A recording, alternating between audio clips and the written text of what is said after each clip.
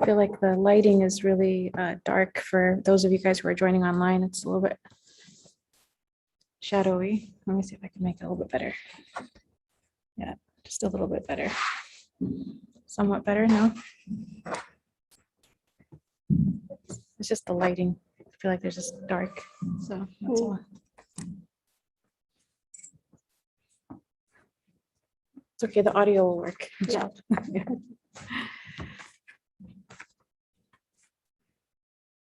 So we'll get started, inshallah, with our with the collective dua. Bismillah ar-Rahman ar-Rahim. Alhamdulillahi Rabbil Alameen. Wa sallallahu ala Sayyidina Muhammad wa ala alihi wa sahbihi wa sallam.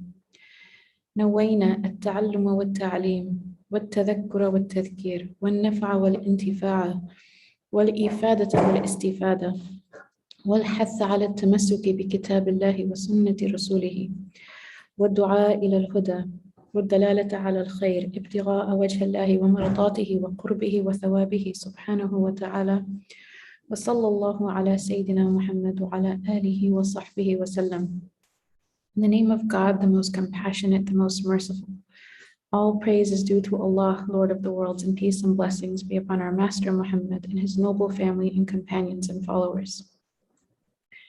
We intend to learn and to teach, to remind and be reminded, to benefit and be benefited, to improve and be improved, to encourage holding fast to the book of God in the way of his messenger, to call to guidance and to direct towards good, hoping for the countenance of God and his pleasure and his proximity and his reward.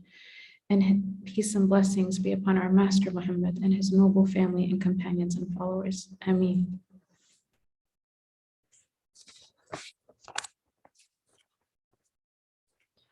So, alhamdulillah, last week we had an assignment, and it was a continued assignment from the week before. And I just wanted to see, before we go on, inshallah, today, if there's any thoughts or reflections from that particular assignment. And it was, again, just to try to put our alarm 10 minutes before Fajr, if we could, just one of the days of the week. If we could, more than that, you know, whatever we're able to do. And just to strive against that really, really sleepy time of the day, of the early morning. And to see how everyone sort of fared with that, or any reflections from just attempting or trying to do that. I was talking to a friend about this on the weekend, and she was saying, it's so much harder right now. And I mean, even pre-Ramadan, but then she was saying part of it is the days are longer. So it's definitely been harder to do so, but like you said, it's better to be consistent. I realized every day after class, it's like, didn't do it, and so I got frustrated, and so I said, you know, maybe just one day out of the week, just to baby steps. Alhamdulillah. Because then I was like, it's this day, we can do it, and we just try to discipline myself to sleep earlier. Just for what? Yeah, exactly. So actually, it's good because then it was more productive, and I thought that we always try to eat nutrition, but I think it's just more efficient for the day, and I thought that I did. You know, in the time, just it does feel better because you know, and it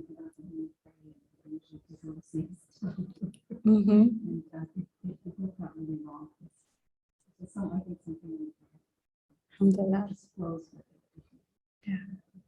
Alhamdulillah, yeah. It's if a person says, you know, I'm going to do it every single day, you know, and then they miss day 1 and day 2, then by day 3 they stop trying sometimes, you know, because it's just like the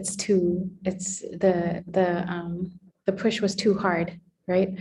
But if it was something like a baby step, and then we can do baby steps, and usually the baby step is actually a big step. It's not. It's alhamdulillah. It's like a very, very good start. And if we, you know, that's the idea of like even just setting the alarm while we're here in class. And then intending, okay, Tuesday nights, tomorrow's Wednesday. There's nothing special about Tuesdays or Wednesdays. It's not a Friday, it's not a Thursday, it's not a Monday. But just the idea that this is about taking a baby step and doing it when I can, right? And then subhanAllah, there is that, the blessing of, okay, I intended to do this, and alhamdulillah, Allah enabled me to do it. Whereas we can get very hard on ourselves if it's too big, and then it's not. It's really hard. Sorry, go ahead. Okay. I was camping and I did it on like Wednesday night. It was pretty easy because I was camping. Interesting, by the way. That's very interesting. Yeah, because there's a meteor shower that night, so I actually slept outside without a tent. This is like right after Surah al Jinn too. Just to get a nap in. Yeah, it was nice because like we just did Surah al Jinn. But then I remember that hadith where Aisha asks the Prophet some of wife gets up and does it every night, even though like he doesn't need to, you know. And he responds, "Shall I not be a faithful servant?" And I think that sometimes like worship becomes like a chore that we just like do it because we have to. But then sometimes you remember that like we also do it because like Allah is worthy of it. You know, it's really easy when you're watching a meteor shower. Yeah. And like you see the Milky Way that like, yeah, Allah is worthy of this. And that he deserves this, even though like we're not commanded to have to do this. And I just felt good to just remember that. Like, this religion isn't just obligations, it's also like we do this out of love. You know? And then, especially in our times. Yeah. I think that if you're doing it, there has to be love in you for it. That was really beautiful. Let's see, I think we have a contribution online as well. I said it's perfect. I think it's the lighting. If anyone online wants to share a reflection as well, won't be anonymous, but it's okay. Nobody here is anonymous. So from the assignment.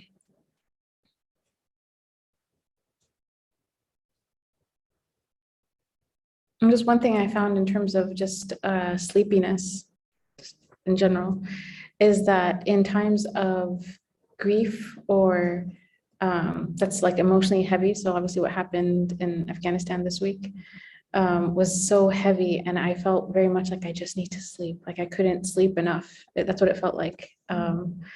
And so normally, alhamdulillah, I don't have that level of like, I just need to like put my head down, but I think there's some kind of emotional processing because every time I get up from that, I feel 1,000 times better. But sleep definitely, I want to say that it was actually harder for me because of like the weight of, I want to say, what we're hearing about happening overseas. So.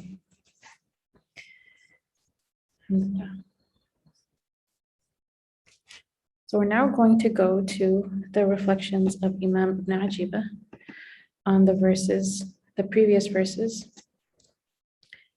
And I just want to make sure. Okay, good. we have the other verses here too. He has the esoteric commentary or the spiritual reflections from the verses, and we're actually doing the whole body of the commentary for the first 10 verses today. And it's a little bit lengthy, but it's a good review. I know some of you were saying that you missed a class and you were worried that you missed some things. So this will actually hopefully get you up to speed. We covered the tafsir of the first 10 verses already. Today is really just his reflections. And these are, again, really beautiful because they apply to us. And something that always happens, subhanAllah, when I'm preparing the tafsir, or especially reading this part of the tafsir, is it's so easy to get like very easy to be distracted by the do's and the do's of the day, like your checklists and your return this email and this phone call, we're planning the camp, and the news about what's happening in Afghanistan and all these different WhatsApp groups. And you can get kind of in a little bit of a frenzy-like mode, right? When you're just checking updates and things like that. And what's nice about tafsir is like, you literally like close the door to all of that. And then And then you zoom in to the reflections on these beautiful verses. And every time I feel so much better. It's like, this is better than therapy. I think this is better than calling a friend. This is better than anything I've ever tried, in terms of just the alleviation of whatever it is that's going on. And I was reflecting on, why do I feel so much better after reading the spiritual reflections of Imam Ibn Ajiba and the verses. Obviously, the Qur'an itself is a shifa, and then it's a healing. But then also, because of these reflections, always like it turns me inwardly, right? So all the problems are out there, right? It's like too overwhelming. I can't like bring peace to my country, you know what I mean, from over here. I can't alleviate all sorts of suffering that we get the news from. I can't even do proper registration for the camp, that we're organizing. We're like overbooked, but we're fixing that, alhamdulillah. But there's all sorts of things that I can't, and then you go into the spiritual reflections, and it directs your focus and attention to your inner world. And we have a degree of control on that, right? We have a degree of, this is something I can do. This is something I can take a step in. This is something I can work on. And there's this connection of, when this is being taken care of, then all of those other things are put in the right place, in my heart or in my mind or in my psyche. But if I don't take care of what's on the inside, then all of those things are like all over the place, right? So every time I prepare tafsir, I'm like, they're very therapeutic for me. I don't know if anyone else benefits, but I benefit, alhamdulillah. And so in these 10 verses, Imam Ibn Ajiba, he mentions for Ya Ayyuha al Muzzamil, O you enwrapped. And here he's talking to two categories of people. He reflects on it and says, this is the person who is covered.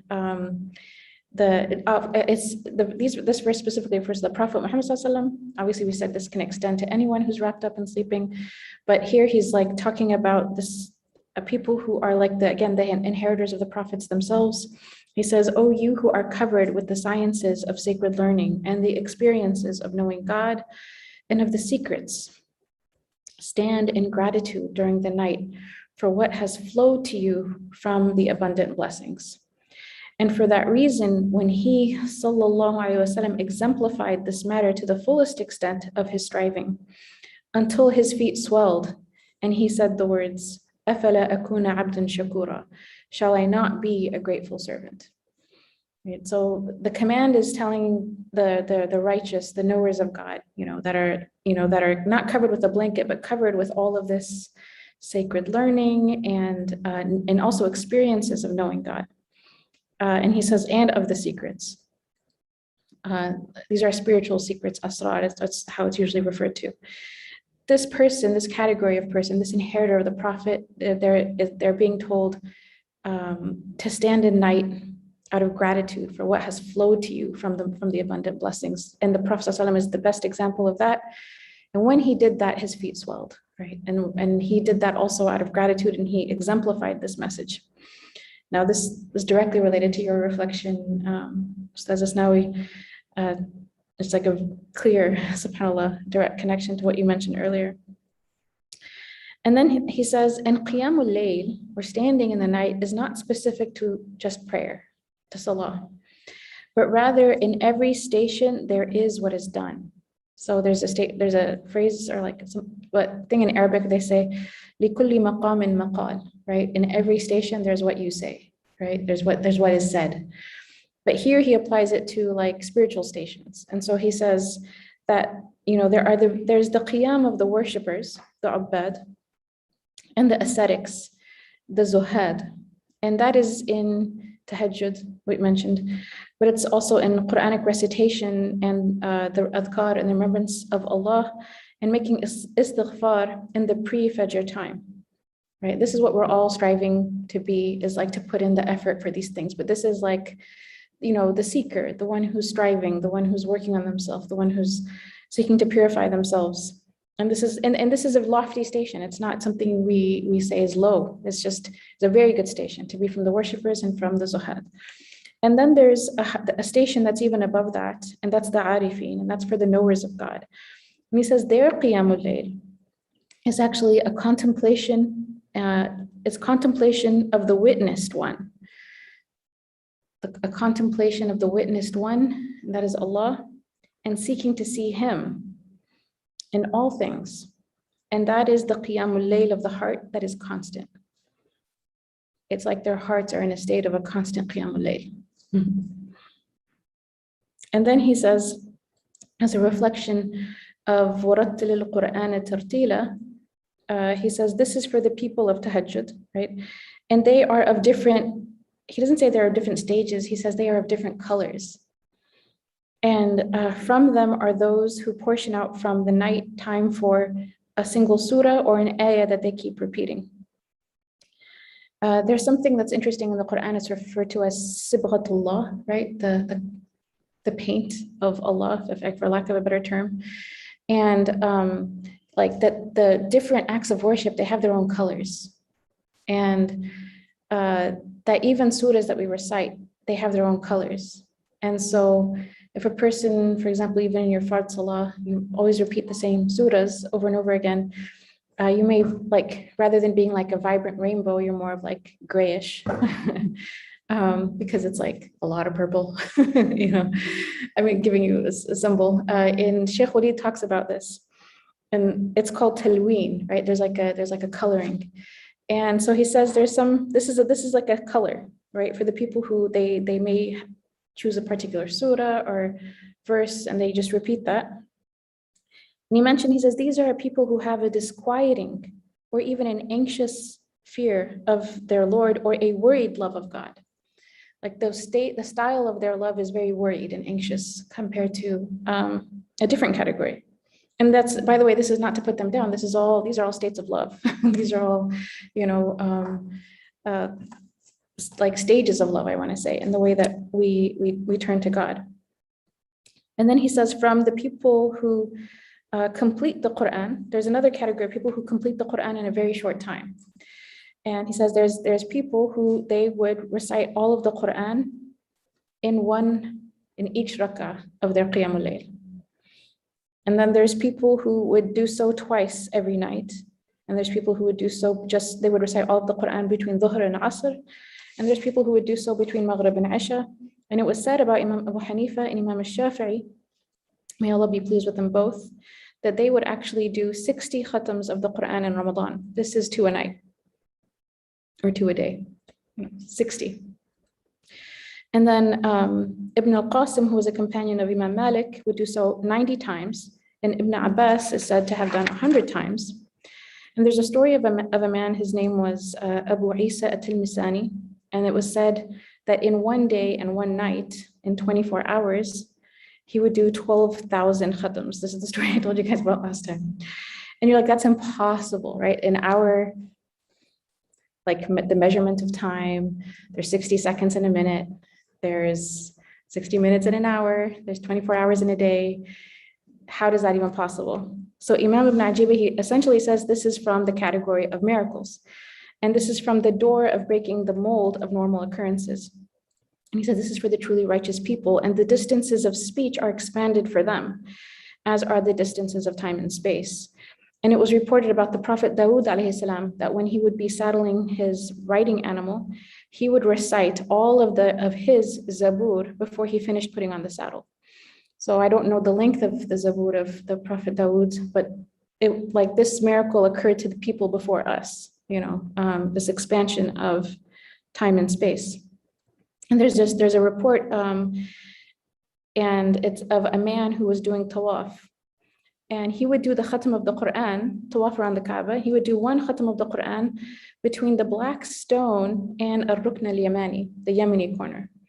And some of the people of his own time rejected that from him. They said, that's impossible. And so he took them with him. He actually took them with him by the hand, took them. And he recited from Al-Fatiha all the way to the end, and they listened to every letter. And then it was proven to them that it was possible. And Allah is capable over all things. So these miracles exist. And it's interesting because when you think about like different kinds of miracles and things that we would ask God of, how many people would actually ask God, expand the night for me so I can read more Qur'an? And how many people would be like, wanting to do it this many more times, or, who would yearn for that? And I don't know if it's a hadith, but there's a statement that I remember that if our hearts were really pure, we would never tire of the remembrance of God, right? So like we find ourselves, for example, if we recite, different people have different capacities right now, right? That's normal. But if a person can easily recite the Qur'an, or they can, finish the Qur'an, for example, and they can read one juz of the Qur'an a day in Ramadan, for some people, that juz is like, by the time they're done, they're like, oh my God, I'm so tired. That was exhausting, right? And then if they're fasting, it's like, oh no, I can't drink water, So, and maybe we felt that before, and that's okay. It's not for us to like look down or bad at ourselves. It's just for us to really be enamored and in awe of the great people that have come before us, and that also the knowledge that the people like that exist. They will always exist. These miracles, they're not just for the time of the Prophet Muhammad sallallahu alaihi wasallam. They existed in our tradition, and that's one of the things Imam Ibn Ajib does. He talks about some of the ones that were there in his own time. But yeah, so they didn't tire of Qur'an. They never got tired of reading it. And that's just an indication of where their hearts were. Inna sanulqi alayka qawlan thaqila. Truly we shall soon cast upon you a weighty word. Imam al-Qushayri, he says, it's thaqil, it's heavy. And it means that it's not just, this heaviness means that there's danger in it. And what he said is that no one is strong enough for it except the one who is given heavenly strength. And then Imam al-Wartaji, he said, and how could his speech not be heavy when it is qadim, when it is old and pre-existing, and it is worthy of, our souls, our spirits, and all created things, and people melting under its loftiness, right? Because this is the word of Allah subhanahu wa ta'ala. In Surah al-Hashr, لو أنزلنا هذا القرآن على جبل لرأيته خاشعا متصدعا من خشية الله. Right? How had we revealed this Quran upon a mountain, you would have seen it humbled and broken apart out of humility for God. And so it is heavy. And Imam Ibn Ajib mentions that the Prophet Muhammad sallallahu alaihi wasallam, he was aided in purity.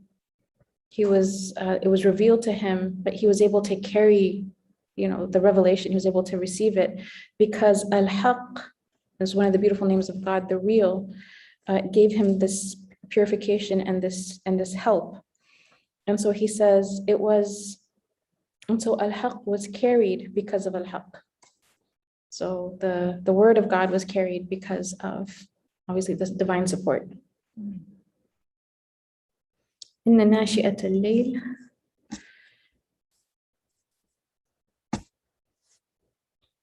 Truly the vigil of the night is firmest in tread and most upright for speech, or the rising of the night. He says this is the rising of one's spiritual contemplation. And alhamdulillah, this has come up in the past two classes. It's more in agreement and cooperation with, and here he says, drowning in the ocean of knowing Allah and his attributes. And again, it's because the heart is freed from being busy with the material or physical concerns and matters of this world.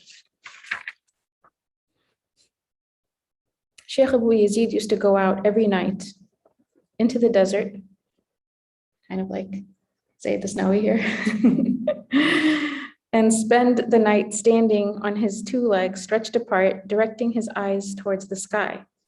And he said to one who saw him like that, Allah has turned me to the upper and lower cosmos and is showing me the amazing things of his malakut. And it was his contemplation that drove him into the ocean of knowing God and was turned with the upper and lower manifestations. And his standing there is a result of his state overtaking him. And then Imam Ibn Ajib, he comments on that and he says there's people where this happens to them in our time. And he's referring to his own time. And they are in their beds And he says they are turned over to existence, like al-wujud, and they are turned around with it. Again, describing what this other, what Shaykh Abu Yazid described. And he says, and while they are in their bed, and he says, and this is to give them the ability to witness without exhaustion. So when I was looking at this, I'm like, why is he saying this? He's talking about a miracle of the past. And then he's saying an even greater miracle is happening right now. And he's saying, I know this greater miracle is happening right now. So one of two possibilities, either it's happening to him, but he's not going to say it's happening to him, or it's happening to probably one of his teachers, or one of the awliya of his own time that he somehow had access to. But to let people know, this is not like tales of the ancients. These are miracles that continue. And so he's praising a particular the miracle that a particular knower of God experiences in his own time. And then inna laka fi nahari sabahan tawila, for truly by day you have lengthy affairs. Sabh, it's translated as floating. And so he says, you have in the day, essentially like long floating in the ocean of God's oneness and unicity. And then so he says, so drown your night and day in it, and remember the name of your Lord in your heart, in your soul, and in your secret, and that is the float. That is what's keeping you afloat.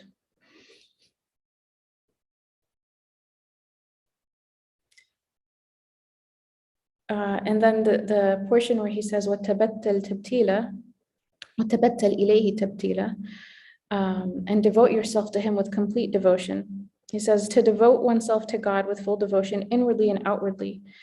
This is tabattal, and one reaches arrival with God through this devotion. And by repeating the remembrances with the tongue, also one achieves, and it was hard to translate what he wrote in Arabic, but the best translation I come up with is like, with this repetition of remembrance of God, that's part of a person's devoting themselves fully. A person achieves kind of like being like they love God, but it's like when you say someone is madly in love with someone, or they're crazy in love with someone, right? We can understand that as it relates to creation sometimes, but this is a different kind of love, and it's for the divine. But it's that almost, I don't want to say the word crazy, but yeah, they're not normal with how much they love God. And the Prophet Muhammad ﷺ actually did tell us, he said, make so much dhikr that if someone looked at you, they think you're crazy. And there's really nothing in our deen where he's like ever been extreme about. Do you know what I mean? Everything has an amount, like don't, when he saw one of his wives, for example, praying and she was falling asleep, he was saying, Allah does not want you to torture yourself. You can go to sleep, right? And other things, where there's definitely moderation. But when it comes to just like the remembrance of the heart or the remembrance of the tongue, when it comes to Allah, he said to do so much, as much as we can, and there's not going to be harm in that for us. There's the remembrances that I want to say, the ones that we take from the sunnah of the Prophet Muhammad ﷺ, like you can't say La ilaha illallah too many times. Can't say it. There's no like, oh, it imbalanced me. That's not going to happen. Or the salawat on the Prophet Muhammad ﷺ, you can't say that too many times. It's not going to. It only refines you and purifies you. So Surah al-Fatiha, Surah al-Ikhlas. These surahs have in and of themselves, they're balanced. Names of Allah are different. There are certain names of Allah that if we do it too many times, because of what we're calling on a particular attribute of Allah subhanahu wa ta'ala, maybe we're not supposed to do that without really the direction from a guide who would tell us how much. And people who didn't listen and did too much ended up doing something that created a level of imbalance inside of them. But like the shahada is the la ilaha illallah, there's no imbalance in that. Allahumma salli ala Sayyidina Muhammad, there's no imbalance in that. And so these are things that we can do. And again, for a lot of us, we may feel like I'm saying this, but my mind's on everything else. Right? Like my tongue is saying this. Could you repeat that again? I heard that Shaykh Hamza used to say that too. You say like it's like one of the names of the law, like Allah, you can actually you can hurt yourself. Yeah, so What do you mean? so like all the beautiful names of Allah, like if you were to recite, for example, all of the 99 together, that's balanced. You know, the 99 names, like you can do that. And if you were to do the 99 over and over again, that's also balanced. But to call on one of them, you know, whatever amount of time, and people do things like 10,000 times and 50,000 times and things like that, then it's the, you know, the beautiful names of God, they're very powerful.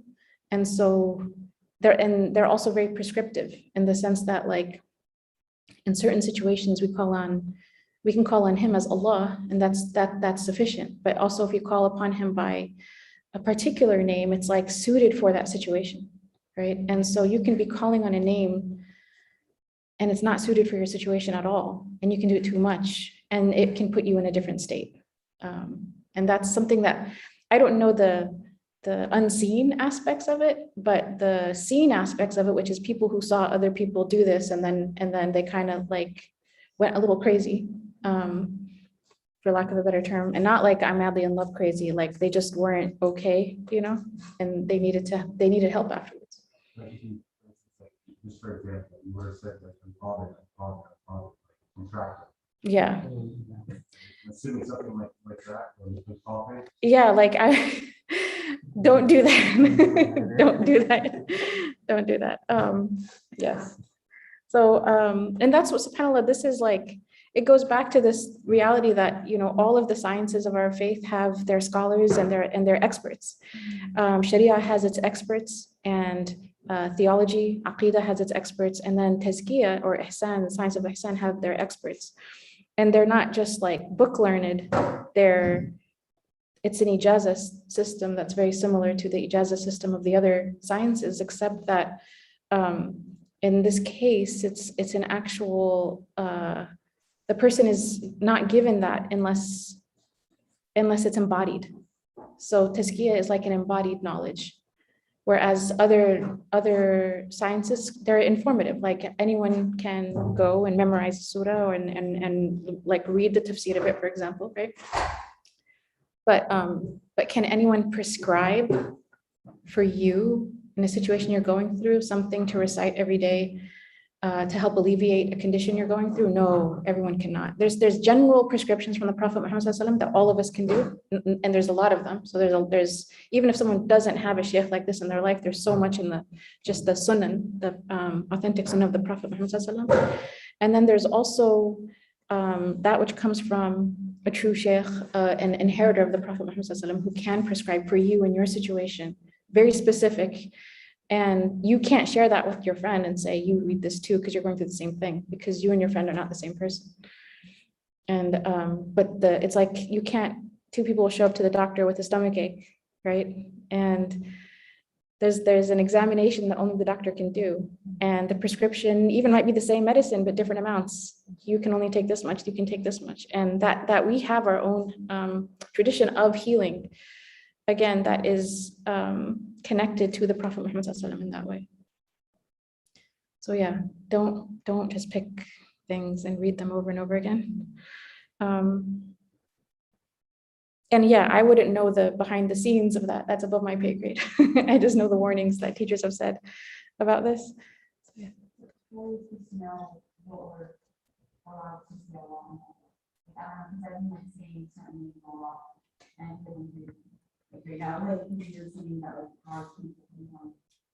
Imbalanced? Yeah, like how do you Well, in terms of like what you have from the Prophet Muhammad ﷺ, from the authentic tradition narrations, right? You can recite those, no problem, right? So we have that. You can find that Fortress of the Muslim. There's so many. There's books of adhkar, and they all go. They're the hadith are in Bukhari and Muslim. So there's that aspect of it we can all do.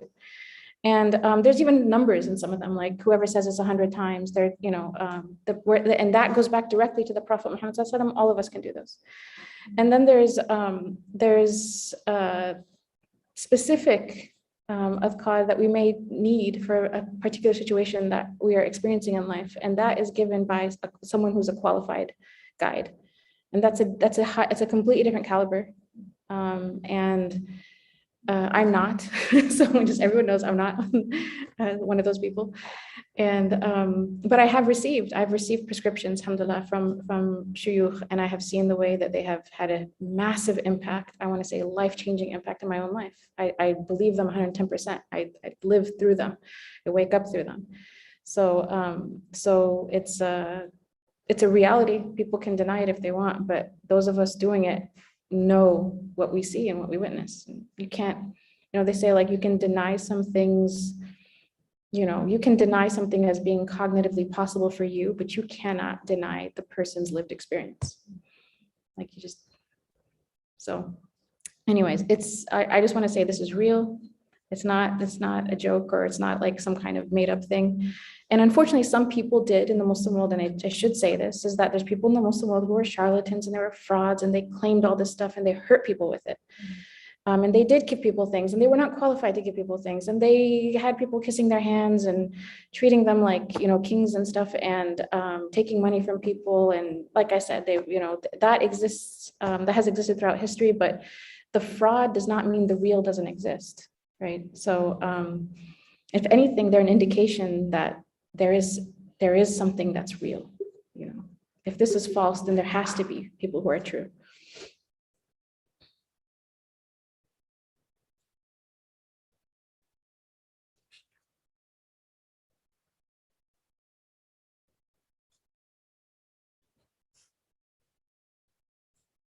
So he says the one who does this, who remembers God in this way, where they feel this like love, this intense love, they are people who get to swim or float in the ocean of witnessing and certainty. And witnessing and certainty is kind of like, it's like, if I were to say, there's a purse right there, right? All of us can see that purse, so nobody would say, no, there's no purse there, you're just making that up, because we can all see it, right? So there's people who they see their senses see more, they're exposed to more. And so for them, it is very hard to say something doesn't exist. One of the beautiful names of God is Al-Zahir, the manifest, and it's it's sad, but it's I understood what happened. There's like someone sent me a clip this week on YouTube. It was an interview in Egypt, and there's a scholar and there's an interviewee, and it's like on one of the Islamic channels. And there's an Egyptian young man who's come into that show, and he says that he's an atheist, right? He doesn't believe in God. And unfortunately, it is unfortunate, the person who's the host, and he's like in a tuxedo, like no beard or anything, like really dressed up. You imagine he's just like the moderator. He just snaps and gets mad at him, and he goes, you're how can you say there's no God? Like, it's so obvious there's a God. I'm not even gonna let you talk. He's like, you're messing with people's heads. And he gets so upset that so a human being says there's no God, because to him it's like, isn't it obvious God exists? Like he can't wrap his mind around the fact that someone doesn't believe in something so clear. And then the scholar that's there says something, and he's a very elderly person, and I think he again, like I give him credit as in the sense that he was trying to be compassionate, and he said, young man, I think you have some mental health problems. and he's like, you need to see a therapist. Like these ideas, like if you can't see like what's right and like what's true, what's very so clearly true, then maybe something like is wrong with you, like in that way. And a lot of people were disappointed in it, because they were like, look at this guy who came with like his doubts in God, and he was treated like he was basically ostracized, like you don't even belong in the human family type thing, like you need. And so that, he wasn't treated in the way obviously we want someone to be treated, but I was looking at the response of why were they responding that way? And it's like, because for them, it's like, how can you say something that which is like the truest thing in the world? How can you like reject the thing that is like the only reality, right? The only thing that's true. And so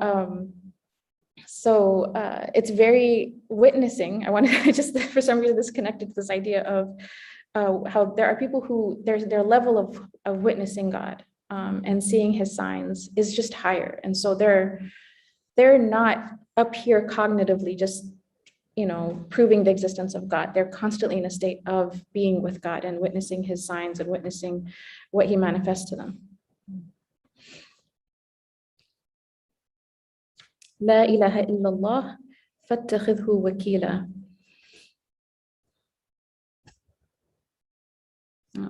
Where did we get that?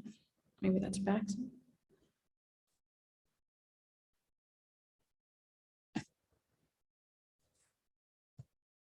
Where, for some reason I'm missing that. Is that, do we miss a verse?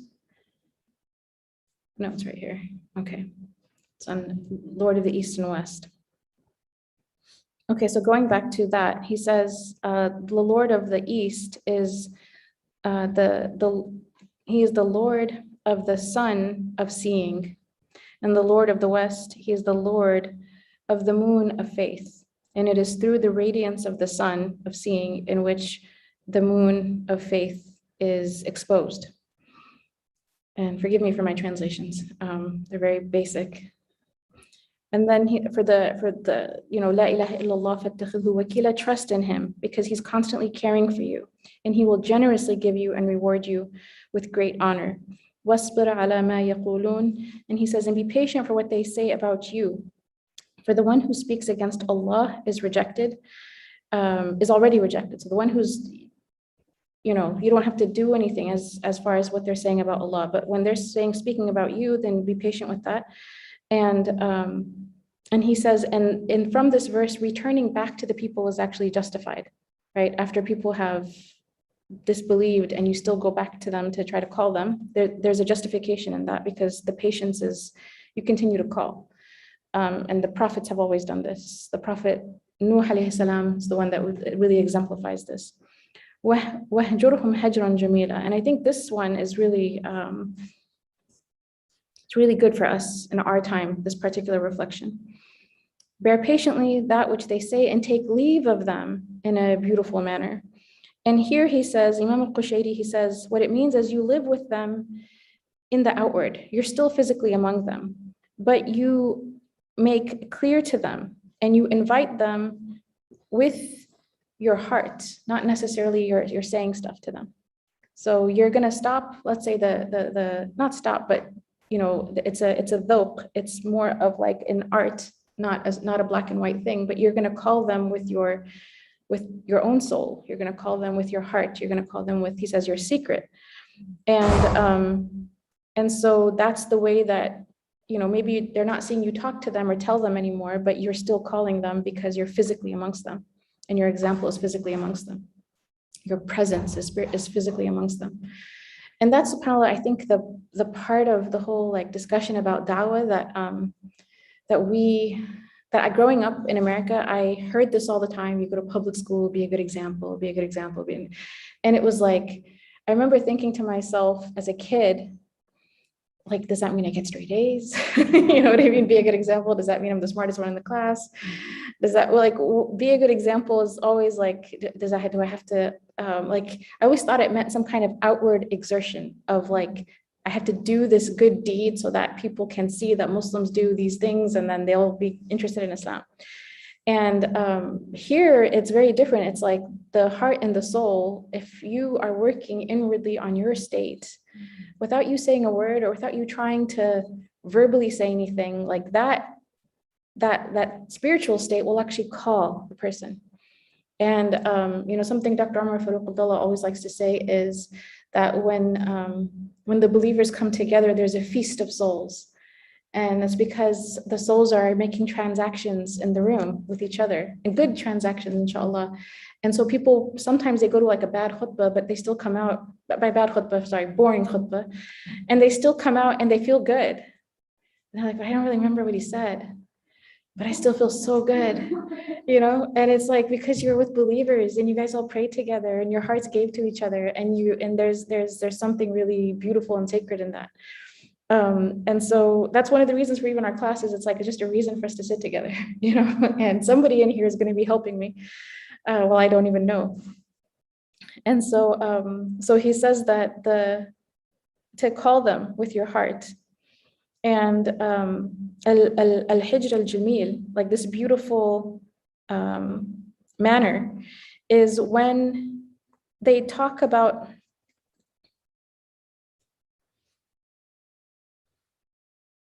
This hijr al-jamil is like what you do, this beautiful sort of departure from their speech, right? Is when, if they're talking about Allah, something that they shouldn't be saying, that's when you kind of like, you can quote unquote leave with your heart. It's not when they talk about you, right? When they talk about, like, if you're having a conflict with someone else, you don't be like, hijr al-jamil, I'm just going to leave you. You know, if they're saying falsehood about God, you know, you can inwardly leave. But if there's something that's like, you can actually talk to them and clarify to them in a good way, then that's okay. And again, it's not black and white. This is a gray area, and it's done very like with in a delicate way. He says, and if you turned away from the people of rejection, so these are people who are rejecting Allah subhanahu wa ta'ala, then turn their affair over to God. So I think this is also really important, is sometimes you're in a situation and you want to like encourage someone to do something that's right or good. That's good for them, and they will have no part in it. They don't want to hear it. They're not even in a place where anything you say is going to go in. And in that state of frustration, it can be really hard, especially if you see someone who's like losing faith, right? It's really hard to see someone go through something that's, they start to really have doubts about God or doubts about religion. And you can try to call them in a beautiful way, but if they persist, and you know your own limitation, right? Like if you do more, it's going to do more harm than good. Have you ever had like a discussion with someone where like, if you say another word, it's only going to make them become stubborn, and you don't want to do that? So like, you only want it to be an invitation, and then you don't want it to create like this argumentative back and forth. That's more of a fight. We don't want that. But at the same time, we don't give up on people. We don't. We turn their entire affair over to God, and we continue to pray for them. And that's another way of calling people with our hearts, is the continuation of our prayers. And as it relates to the recent events, like in terms of what's going on in Afghanistan, I'm as a religious studies major, we looked at different tribulations that happen in the world and how it affected different faith groups. And one thing that happened, for example, in the Holocaust, is there was a huge wave of Jewish atheism. There's a lot of people who actually became atheists during the Holocaust. They left and they basically were like, how can we be God's chosen people if this is what we're going through? What if this entire thing is just stories? Like, because we'll look at what we're going through. And so they looked at the tribulation and they left God. They left the belief in God. And what some of my friends were telling me is that with the situation with the Taliban, there's like the refugees that were trying to get out on the airplane and fly out, and regardless of like what's happening there, for the people who were trying to get back here, and they have like really traumatic memories of the first time they were in power, there's voices within those who are welcoming refugees, who are telling them, what's your God doing for you now? Like, this is terrible, right? Like they're literally telling them, like, you know, you believed in God, and look at what the Taliban are doing in the name of God. So, you know, Islam must be like just not a right religion. And so apparently this is an actual thing. And to the extent that there's like a group of refugees, there's a group of women who are trying to work on the influx of Afghan refugees that are going to be coming. And someone tells one of these women who's a refugee, who's a believer, like she's, you know, yes, she was harmed under she has terrible memories, very traumatic memories. She still has family overseas. And they told her, when are you going to take your scarf off? Like these people who force the scarf on women, you know, like using that obviously like wrong representation of Islam to say, you know, it's not helping you. None of this stuff, you praying to God is not helping you. Their whole thing about like how women should dress is not right, and therefore the whole religion.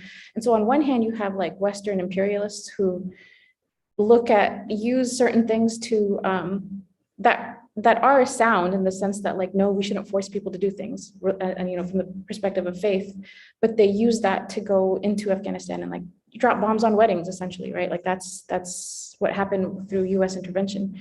So they use kind of like imperialist, and they used, I want to say, not imperialist, there's another word for it, Orientalist. They used Orientalist logic and claims and understandings to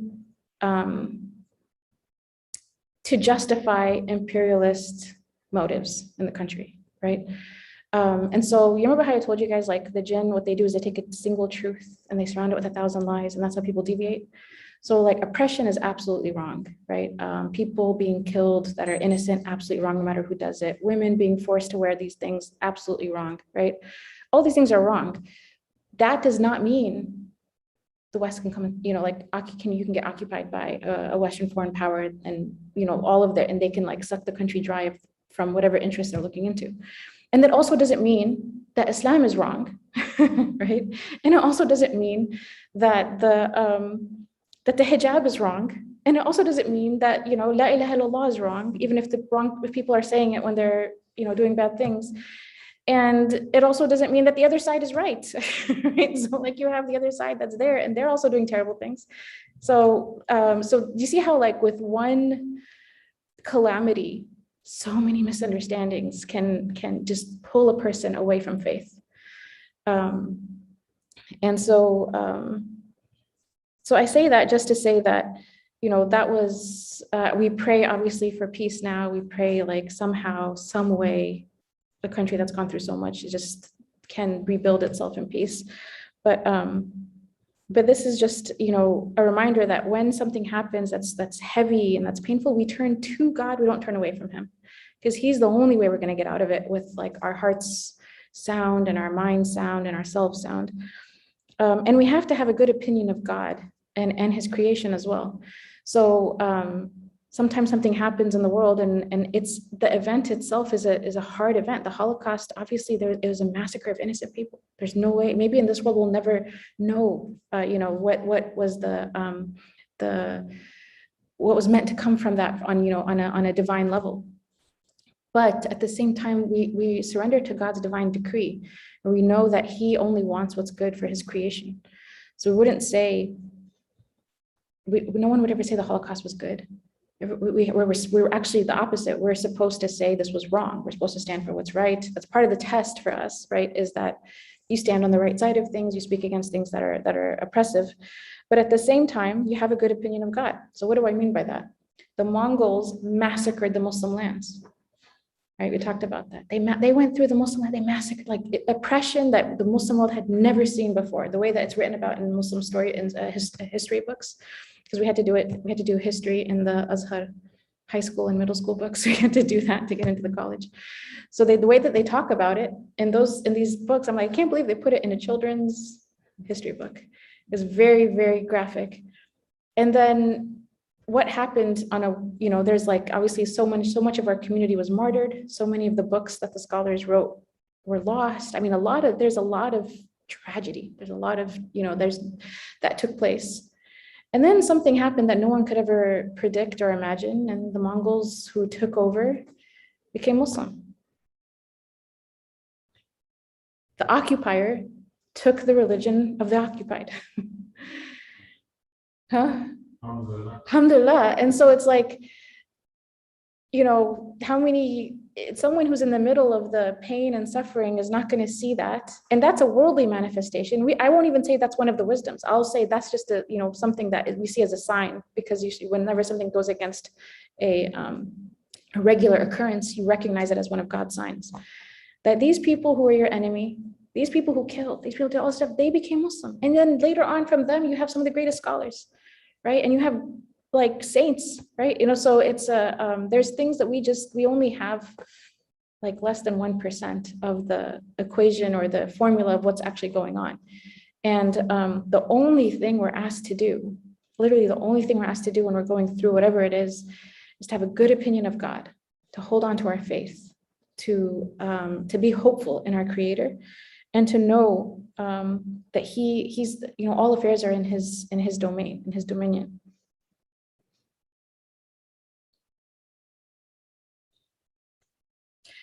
It is past 8 o'clock. I didn't even get to the verses for today, and we're just doing this. So I guess I'll just end with one point here, is that when there's things like this that are highly traumatic, like one of the things that we have to be careful about is, and again, because I have family members who are on all sides of relatives are on all sides of these different political debates about what's going on there, is that we have a good opinion of God, but we also have a good opinion of his creation. So we have a good opinion of each other. We don't assume the worst about one another, and we don't transgress other people in our own thoughts, right? So the Prophet Muhammad SAW, he said, do not transgress your brother in thought or action. So to think to have a bad opinion of your brother, right, or sister, and interpretation, assumption, that's actually a sin of the heart, right? It's a transgression of the heart. It's a dhulm, it's an oppression. So as like one person's or a people's oppression should not cause us to then oppress other people who are innocent, right? Like I'm so upset with this category of people who are doing this. So now the other side, I'm going to, or anyone, you know what I mean? Like there's disputes that are happening on WhatsApp groups. So that it's like mudslinging one side on the other. It's like, no, these are people, you guys are all believers. You guys are all Muslims. You guys all say, La ilaha illallah Muhammadur Rasul. You guys all want, goodness for the country.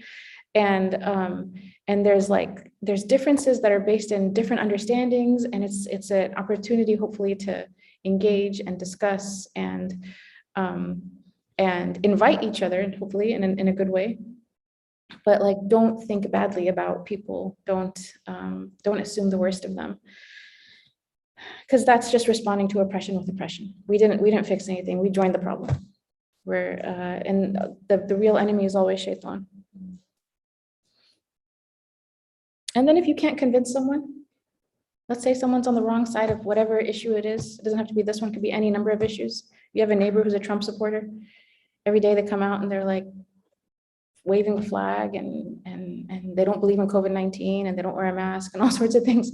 It's like you can do your best to say something, and then after that, وَهْجُرْهُمْ هَجْرًا جَمِيلًا, like you leave their affair to God, but you never stop praying for them. You don't, just because maybe you're not going to continue that conversation doesn't mean now I'm going to let my heart fester and have bad feelings towards the person. I'm going to do the opposite. I'm going to continue to pray for them. I'm going to continue to, with my heart, not my tongue, with my heart, I'm going to call them, inshallah. I will end. Forgive me, you guys. We didn't even get to the verses today, subhanAllah. And we were going to go all the way to 10 to 19. We're going to cover a big chunk, but I guess it's meant for next week. I guess we have to close because of Maghrib's already in. I need someone who can like tell me to get off the soap. So what would be like, can you give us the tafsir, please? What was that? Signs? Okay, so we'll end inshallah with our dua. Bismillah ar-Rahman ar-Rahim. Oh, wait, sorry. Before the dua, the assignment for the week. This Thursday is Ashura. And you know how I mentioned that there's a Qiyamul Layl for every station, or in the category there's of the Ubbad, the worshippers, and the Zuhad, the ascetics. Hopefully, like fasting is considered one of the acts of worship of obviously Muslims, believers, but ascetics in particular. And so we want to all fast the day of Ashura. We want to try to fast either the day before as well or the day after. If you want to do all three, you can. And to also make the intention if you can, inshallah, like just set your alarm, make the intention. If it doesn't happen, it's okay. You're going to make a genuine attempt. Is on Wednesday night to set your alarm to try to get up and pray tahajjud on the day that you're going to be up for suhoor anyways, hopefully, because of fasting. بسم الله الرحمن الرحيم اللهم وفقنا لما تحبه وترضى واجعلنا من عبيدك السعداء وأمتنا على كلمة الهدى علمنا ما ينفعنا ووفقنا للعمل بما علمتنا به واجعل ما نحن فيه خالصا مخلصا لوجهك الكريم آمين يا رب العالمين اللهم اجعل تجمعنا هذا تجمعا مرحوما وتفرقنا بعده تفرقا معصوما لا شقيا منا ولا محروما وصلى الله على سيدنا محمد وعلى آله وصحبه وسلم. O God, give us success to attain what you love and are pleased with. Make us amongst your felicitous servants. Allow us to die on the statement of guidance. Teach us what will benefit us and give us success to act upon what you have taught us. Make that in which we are engaged pure and devoted to your noble face. Ameen, O Lord of the worlds. O God, make this gathering of ours a gathering enveloped in mercy, and our parting thereafter a parting of our sins purged and forgiven, not one of us wretched or deprived. And peace and blessings be upon our Master Muhammad and upon his family and companions and followers. Ameen.